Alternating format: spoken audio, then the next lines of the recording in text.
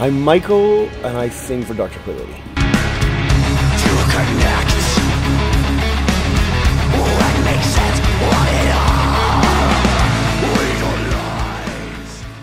And what was the first moment that you discovered metal, if you can remember that? I think it was a bunch of older guys in school. You know, when I was in 3rd grade or something like that, they were in 6th grade. They were carrying around like this, you know, beatbox, what do you call it, like the portable tape recorder. Yeah.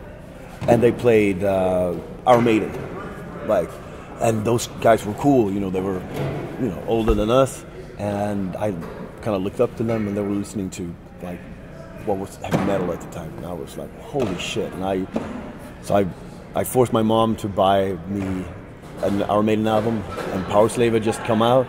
So that was my first ever, and I got it on cassette, and so that was my first experience with metal, I think. And from then, what made you want to pursue this art form? I think I became so passionate about. I'd always been passionate about music, but metal was something so powerful and so cool that it instantly became kind of an obsession almost. You know, we started tape trading and collecting cassettes and albums and stuff like that because they were hard to come by, you know, especially when we got into more extreme metal. So it became all this kind of this underground thing, you know. You bought fanzines and you tape traded with people all over the world just to find that awesome demo or listen to that live recording of a band you could never even dream of seeing live in person. And then that led to also some of my friends were already forming bands and stuff like that. Like at the time, Grotesque, that later became At the Gates, just started. So I was hanging out in the rehearsal room, kind of watching them, going like, "Hey, perhaps we can do this. You know, perhaps I can do this too." So eventually, me and Niklas bought guitars, and we tried to copy all of the cool riffs from all of our favorite albums. And then we forced our friends who lived on the same street to, like, hey, you can be the drummer, you can be the bass player, you can be the singer, and then we formed the band. So that's it. Or it just stuck. Yeah, and, absolutely. It instantly became such a huge part of our lives that it's impossible to even imagine life without it. Like, and of course, it's been more than half of our lives now. So. And you mentioned At the Gates. There's obviously a huge influence with the melodic death within your music. Yeah. What was that moment when you first decided you wanted to start screaming? Like, how was the process of even learning something like that, if you remember? The first ever extreme metal album I heard was Flag of Hate EP by Creator, and I couldn't believe my ears. I was like, holy fuck, what's going on here? You know, like I couldn't grasp it, and I thought it was the coolest thing ever. And so I tried to kind of copy that and sound like that, you know. And then I started hearing more albums and more bands, you know, that had this kind of vocals, and I just thought it was super cool. Like, I just started screaming along with them, and that was it. Now it's 20 years later. How does it feel from going from then till now, being in such a, like, just having your band be such a major legacy in, like, the extreme metal movement? I don't know. I can't even think about it in those terms. You know, I just, as I said, like it instantly became something huge in our lives, and it has been ever since. You know, it's like, and this is what we do. Like, this is what I've been doing my whole adult life. You know, so of course, we're proud of the fact that people appreciate our music and they consider us to be kind of somewhat of pioneers. You know, in a certain kind of metal, but. I don't know. It's up to others to kind of decide that kind of stuff, and I just appreciate the fact that we've been able to do this for so long, you know, and people still come to our shows and buy our albums and all that stuff, you know. So it's a great privilege. Yeah, and you guys came out with an album last year, wasn't it, right? And what keeps the spirit alive to keep wanting to do this, like, year after year, and like? I think it's still the songs, like the writing of songs and the kind of the satisfaction you get when you've written something that you can be totally proud of.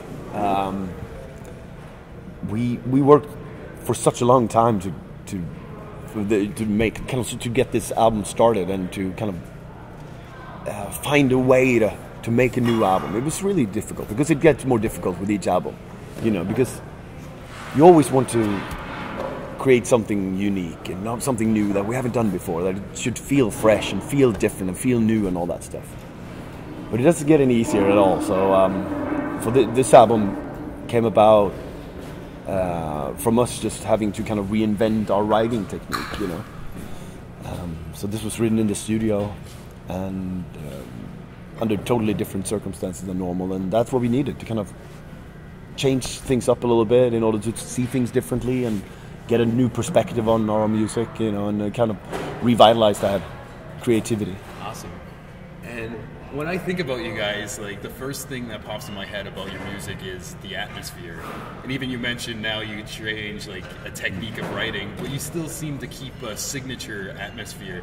Is that something that you guys like are really conscious about, or does it just come out naturally? It's definitely a natural thing, I think. I mean, it's something that we don't have to think about, I guess. It's like, it's a combination of all of our individual kind of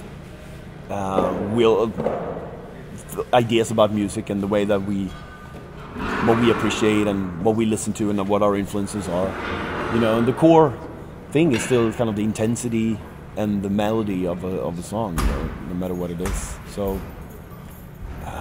I think that's all. It's never really going to change. It's hard to kind of get away from that. Yeah. Okay, so you guys are on a North American tour right now. And after this, what's next for you guys? Have you planned ahead? Yeah, there's tons of plans. We finish this up in a couple of weeks. Then we stay home for a couple of days. Then we go to China. We do Japan, Korea, Australia, Israel, Turkey, Tunisia, and a couple other countries. And then we do the festivals in Europe over the summer.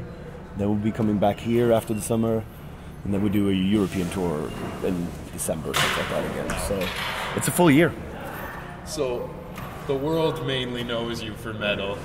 What would you say is the least metal thing about yourself? The least metal thing? Yes. Wow, there's tons of non-metal stuff, but I don't know.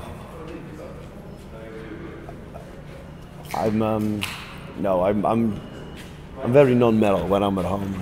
I just have a regular job and I take my kid to school. I do that kind of stuff. But I listen to metal while doing all these things. That's nice. And finally, this is our signature question for the website. Right. It's meant to just like throw you off guard, and you can answer it however you like. All right, but bring it on.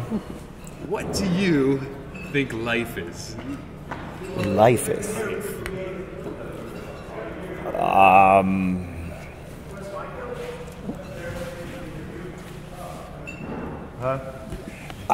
Life is. I guess it is the greatest gift. It's the coolest thing in the world. It's a amazing accident, you know, and something that we should treasure and make the most out of it, you know, and not waste it, you know, and have fun with it. So. Yeah, I've tried to kind of remain positive. I feel pretty good today. Normally, perhaps we'd been getting a totally different answer, but I feel great today. And I'm thinking about a friend who died last year here that I miss a lot. So I try to kind of treasure life. Was it Rob? Yeah. Oh, you knew Rob. Yeah. What do you remember about Rob?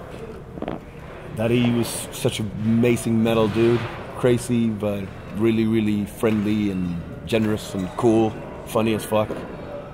I met him here the first time we ever played here, and every time since. And he went on the cruise line 4 years ago, stuff like that. I guess 70,000 tons of metal, yeah. Tons, yeah. And it was just last time I met him was here. It was my birthday, and he was like, "I'm gonna buy you beer, man."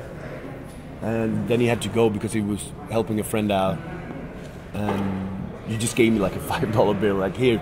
This is for beer." And I was like, "Nah, you don't really need to." That's the last time I saw him. And then I talked to him the other day when he died. So, yeah, he's an awesome dude. That's awesome. That's good. I'm definitely gonna post that for sure. Like he was a major person within the scene. Yeah, of course. I kind of got to know him in the last couple of years. Yeah. But since probably over a decade ago, I'd see him at every metal show. I didn't live in town, but when I came, it didn't matter. I go to like 3 shows a year, and he'd be there. He's just like, of that course, big right. dude who's always here. And then, Yeah. Unfortunately, it's a tragic thing that happened. Yeah, But, because I spoke to a lot of his friends and stuff like that, and his brother, and after, and they were all like, "Yeah, he's just like such a big part of the metal community, and that's awesome."